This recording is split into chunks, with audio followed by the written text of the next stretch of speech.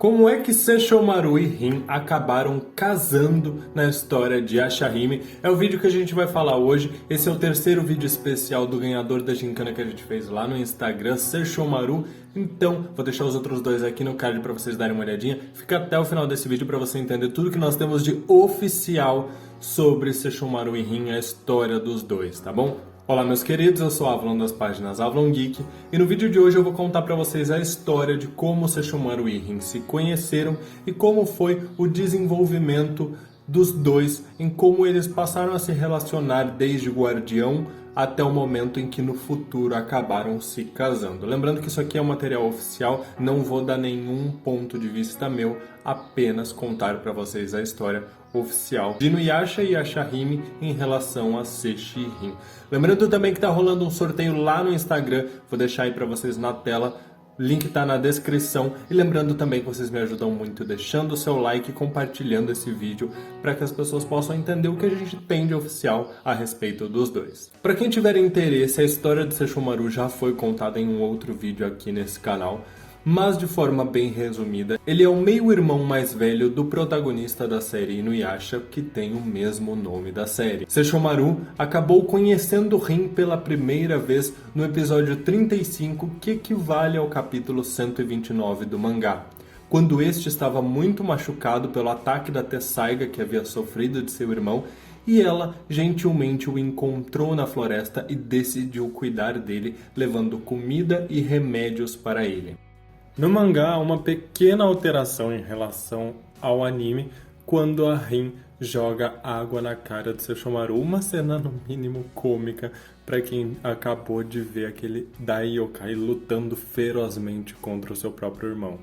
Num determinado dia, enquanto Rin foi buscar comida para Sesshomaru, ela acabou sendo espancada por homens do vilarejo do qual tentou roubar a comida. Mas mesmo assim, ela não chorou, pois desde o dia em que viu sua família ser assassinada, ela não emitia nenhum som ou emoção de tristeza. Quando chegou machucada para ver Sesshomaru, ele se mostrou intrigado com os ferimentos, o que fez com que ela esboçasse um leve sorriso, ficando feliz pela preocupação.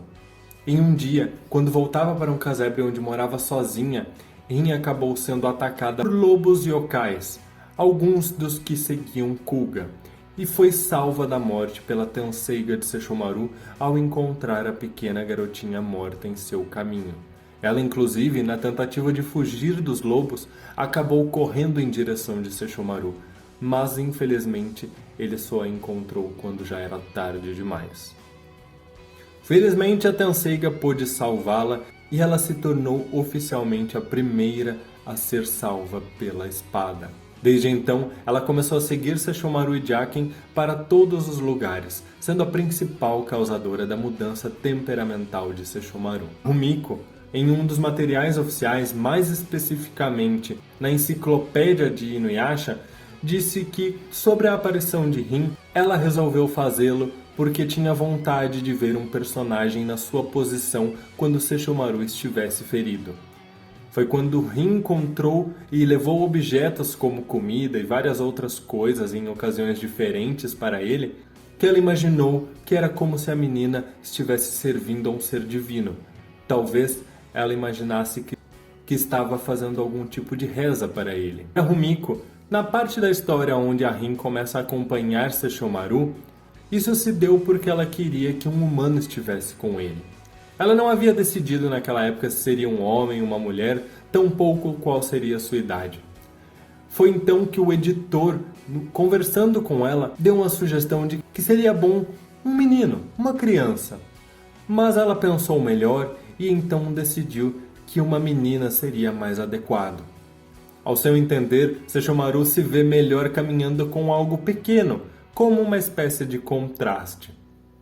No início, Rin apareceu de uma maneira lamentável, mas depois, pouco a pouco, após a sua ressurreição, ela já começou a falar e então começou a definir a personalidade da personagem. Ela queria que a menina fosse forte, mas com um coração valioso e feliz. Ela não desejava que Rin continuasse carregando o sofrimento de seu passado. Afinal, ela iria interagir com Sesshomaru, Então, Rumiko pensou que devia ser alguém alegre e do tipo de pessoa que não te faz pensar demais nas coisas. Além de ser a primeira a ser revivida pela Tenseiga, ela também foi muito útil para mostrar o caráter de dualidade de Sesshomaru, o qual é diferente de quando ele provoca sua primeira impressão imponente. Ainda segundo o material dessa enciclopédia, a vida de Rin era solitária. Embora ela fosse mantida naquela aldeia onde vivia, ela não era bem tratada naquele lugar. E foi quando encontrou Sesshomaru em um bosque que para ela era como um ser divino, o tratava como uma verdadeira oferenda, deixando comidas para ele como se fizesse deixando comidas em um altar. Talvez, na visão de Rin, para seus olhos, Sesshomaru fosse a sua salvação. Inclusive neste material também é nos dito que foi quando Rin foi atacada pelos aldeões e ficou com a cara inchada e machucada e Sesshomaru a perguntou o que aconteceu com o seu rosto, que ela imaginou que ele estava preocupado com ela e esboçou um sorriso. Mas na verdade, naquele momento, Sesshomaru apenas fazia uma pergunta, mas Rin respondeu de forma inocente e sorridente, algo que pouco a pouco foi alterando o coração de Sesshomaru, o qual a princípio não havia sentido nenhum tipo de compaixão até aquele momento. Em um dos planos de Naraki, para obter os poderes de yokai completo de Sesshomaru, Rin é sequestrada por Kagura e levada para uma cabana e feita de refém, até que fosse salva por Sesshomaru, que preferiu deixar Naraki fugir do que colocar a menina em risco. Infelizmente, por diversas vezes ao longo de toda a trama, Rin era vista como uma fraqueza de Sesshomaru e acabava sendo atacada por yokais e humanos como Jakotsu e Suikotsu, que apenas desejavam colocá-las como refém para poder ter algo contra o grande yokai.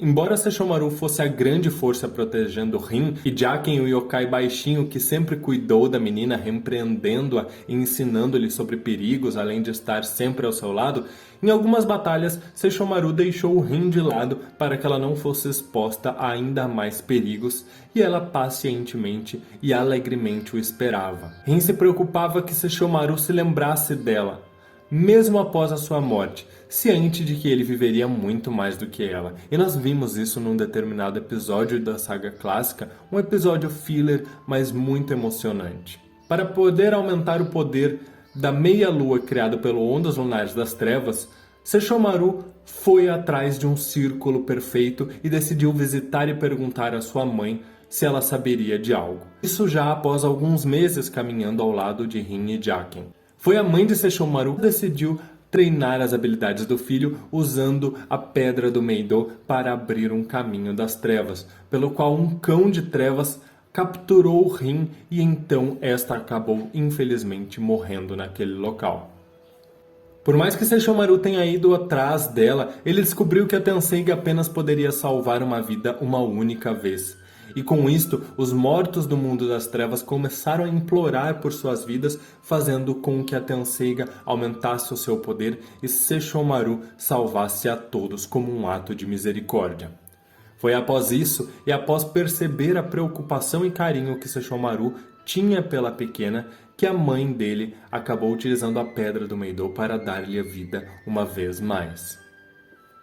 Neste mesmo momento, foi quando Sesshomaru entendeu que mesmo que acabasse dominando a técnica do Ondas Lunares das Trevas, nada importava mais do que Rin.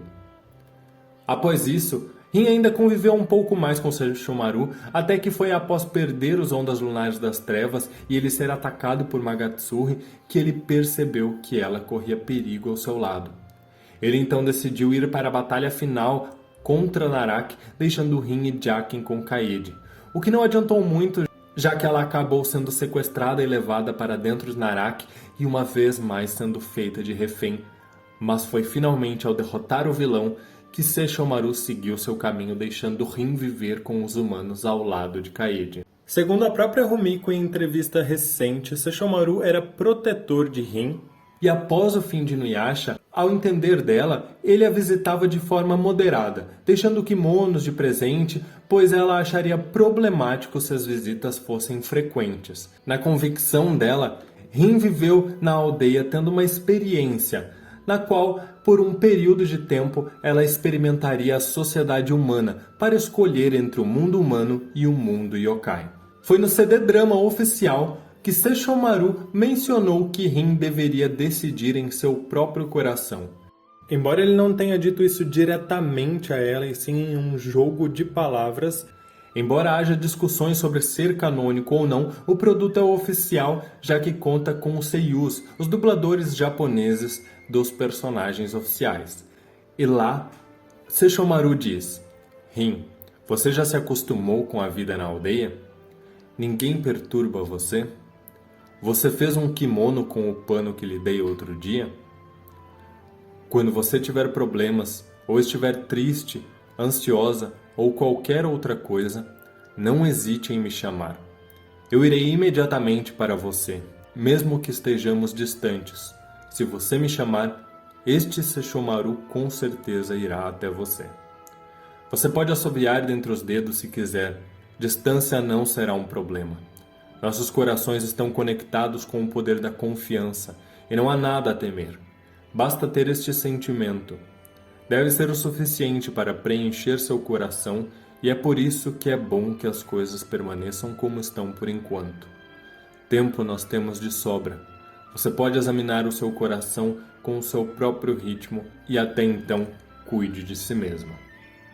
O que precisa ficar claro é que em todas as abordagens supervisionadas pela Rumiko, o envolvimento romântico entre Sesshomaru e Rin só aconteceu anos após ele ter deixado ela vivendo no vilarejo com os humanos. Seja mangá, seja anime, seja CD-drama, em todos os materiais oficiais sempre há a preocupação da passagem de tempo, desde quando Sesshomaru deixou de ser o protetor dela, deixando-a viver junto com os humanos, e desde quando eles passaram a se relacionar novamente quando já adulta.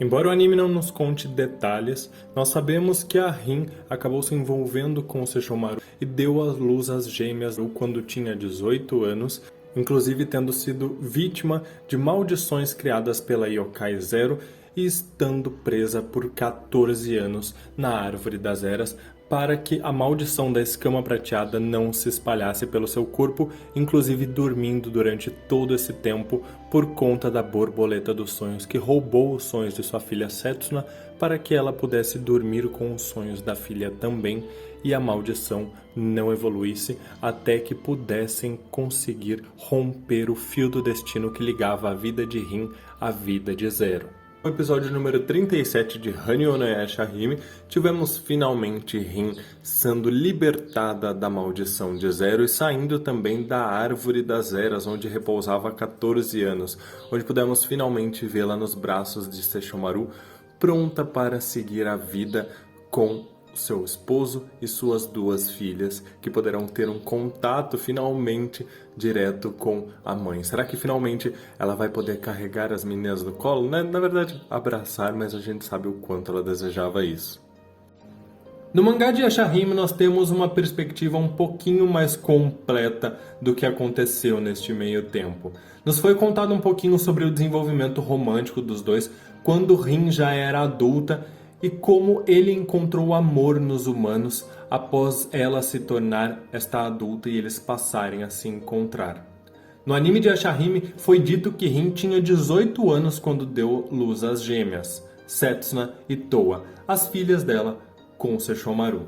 Inclusive vemos que Rin continuou morando com Kaede no vilarejo. Nos esquemas de relações dos personagens de Yashahime, nós temos oficialmente a Rin aparecendo como estando casada com o Sesshomaru. Inclusive, na árvore genealógica publicada no Guia de Yashahime, ela se encontra ali ao lado de Sesshomaru como sua esposa, a árvore genealógica original do grande cão yokai Ino no Taisho, o Toga. Inclusive, nós soubemos, segundo uma entrevista do Guia de Yashahime, que a Rumiko supervisiona o anime verificando para que a personalidade dos personagens não seja alterada, o que reforça uma vez mais que Yashahime, por mais que não seja desenhado pelas mãos de Rumiko e tenha um mangá pelas mãos de Takashi Shina e um anime que não segue exatamente os acontecimentos do mangá que foi lançado depois, nós temos a participação ativa de Rumiko na produção. Ilustrações que vocês devem estar vendo aí, realizadas por Hisako Sato, créditos estão na descrição, uma das responsáveis pela animação de Yashahime, contam a visão dela de como se deu esse relacionamento. Bom, meus queridos, isso é basicamente a história que a gente tem oficialmente de Sesshin. Infelizmente nós não temos muito detalhes e eu imagino que muito vai ficar da imaginação dos fãs para poder desvendar. Mas as questões mais polêmicas eu imagino que já foram respondidas tanto pela Rumiko quanto pela própria animação e pelo mangá. Então deixem aí nos comentários qual a sugestão do próximo vídeo de Sesshomaru que vocês gostariam de ver. Lembrando que assim que a gente tiver alguma outra informação, eu posso trazê-la aqui no canal, inclusive colocar nos comentários desse vídeo. Então se você está chegando depois da data de lançamento desse vídeo, dá uma olhadinha nos comentários para ver se não tem um comentário fixado meu aí. Ou procura no canal também, tem vários vídeos que você com certeza vai gostar. Muito obrigado por tudo, meus queridos, um grande abraço, até mais!